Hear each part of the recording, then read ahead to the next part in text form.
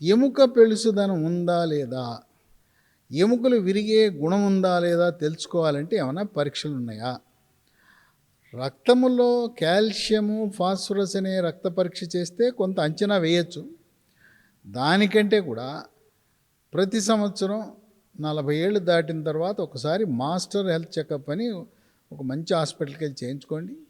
అక్కడికి వెళ్ళినప్పుడు మీరు మా ఎముకల దళసరిగా ఉన్నాయా, పెళుసుగా ఉన్నాయా తెలవటానికి డెక్సా స్కాన్, డిఈఎక్స్ఏ స్కాన్ అనేది.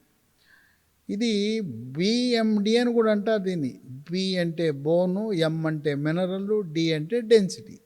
బోన్ మినరల్ డెన్సిటీ అనే పరీక్ష. ఇది చాలా సులభంగా చేయొచ్చు.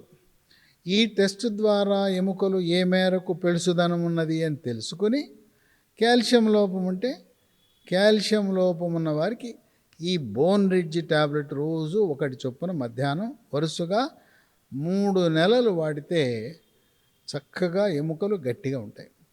ఎముక దృఢత్వం వల్ల నడుము నొప్పి రాదు, మోకాళ్ళ నొప్పులు రావు, పిల్లలు ఎత్తు పెరుగుతారు, దంతక్షయం రాదు, పిక్కల నొప్పి రాదు, అరిచేతులు అరికాళ్ళు మంటలుండవు.